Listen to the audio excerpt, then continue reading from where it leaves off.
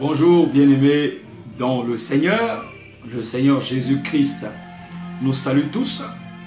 Dieu est vivant, il est merveilleux et ce matin 15 août, le Seigneur nous amène dans une nouvelle dimension. C'est-à-dire qu'avec Dieu, nous passons de dimension en dimension. Excellence Père de gloire, nous venons à toi avec toute la reconnaissance que sans toi nous ne pouvons rien.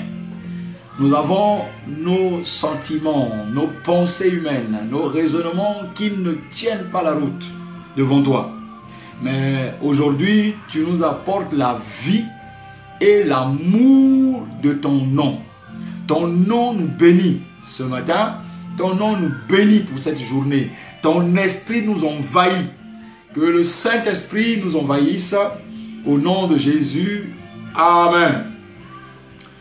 Ce matin, je suis heureux de te retrouver et pour te dire que le Seigneur est merveilleux. Il est puissant.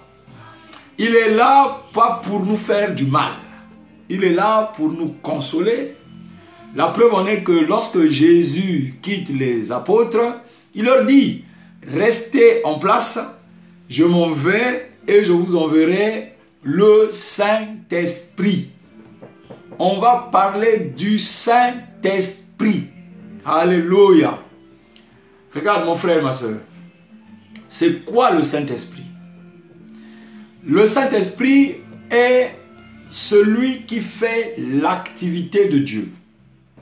C'est le Saint-Esprit qui fait la puissance de Dieu. Nous allons lire dans le livre de Genèse pour voir quel est le rôle du Saint-Esprit. Qu'est-ce qu'il faisait à la création. Alléluia. Gloire à Dieu. Gloire à Dieu. Gloire à Dieu. Excusez-moi, je vais ouvrir la fenêtre. Je commence à avoir chaud.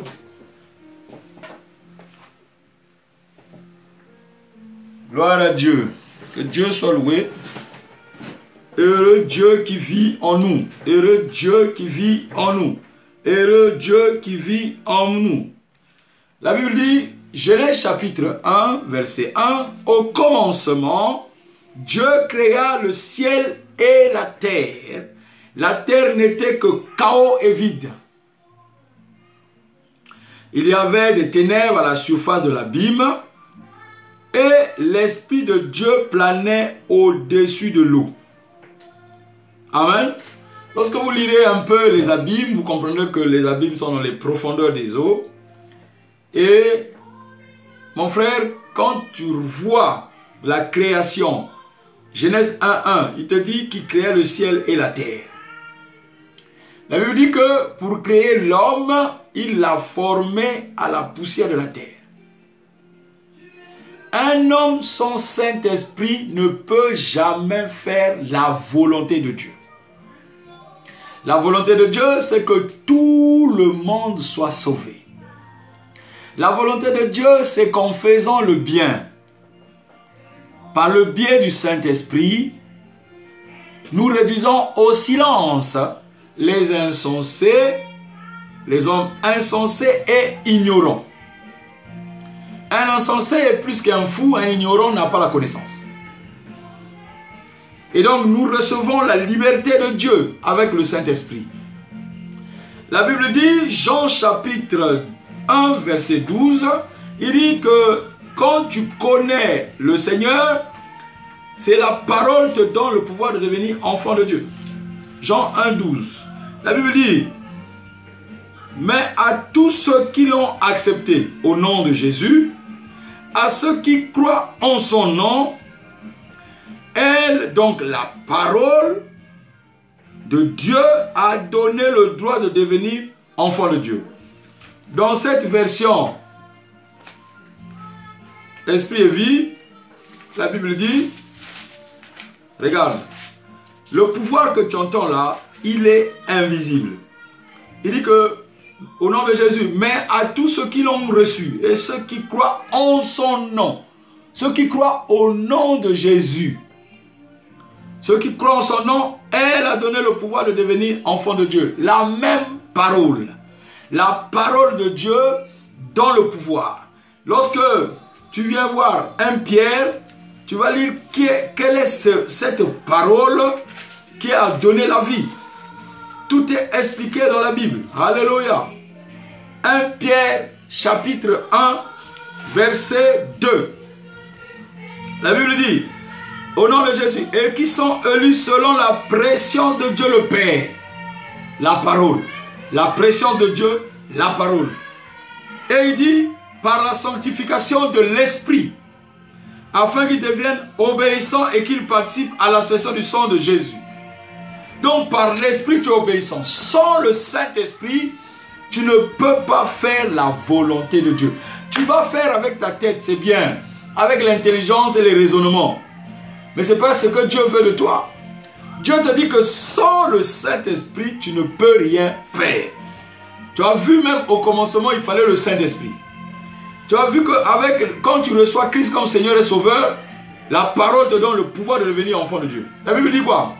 Que c'est le Saint-Esprit qui rend témoignage que tu es enfant de Dieu. Ce n'est pas toi-même.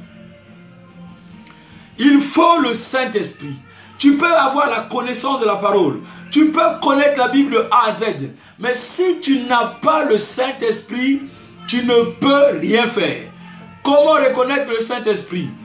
Comment reconnaître le Saint-Esprit? Comment reconnaître que tu as le Saint-Esprit? Tu viens lire Marc. Marc chapitre 16. Regarde. Marc chapitre 16. Parce qu'il faut que tu le saches par rapport à toi-même. Que sans le Saint-Esprit, tu ne peux pas faire la volonté de Dieu. Tu ne peux pas. Tu peux être obéissant, mais il n'y a rien. La Bible dit, au nom de Jésus, Marc 16, 15 à 18. Il dit, puis il leur dit, allez dans le monde entier, proclamez la bonne nouvelle à toute la création. Tu ne peux proclamer, si tu commences à proclamer la bonne nouvelle, tu vas partout, tu parles de Jésus, c'est poussé par l'Esprit que tu parles. C'est poussé par l'Esprit que les hommes ont parlé. C'est là que tu commences à avoir envie de parler de Jésus. Pas de lire seulement la parole, mais de parler, parce que tout le monde peut lire. Mais est-ce que tu as reçu le Saint-Esprit? Alléluia. Regarde. Celui qui croira et qui sera baptisé sera sauvé. Mais celui qui ne croira pas sera condamné. Ce n'est pas ton problème. Voici les signes qui accompagneront ceux qui auront cru. Il dit, Jean 1, 12, il dit, ceux qui ont cru et accepté, elle donne le pouvoir de devenir enfant de Dieu. Par le biais du Saint-Esprit. Le Saint-Esprit vient vivre en toi. Vit dans tes entrailles.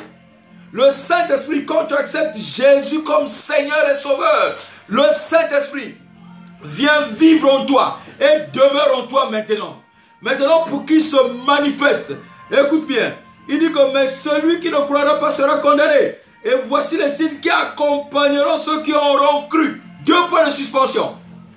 En mon nom, qu'est-ce qu'ils vont faire?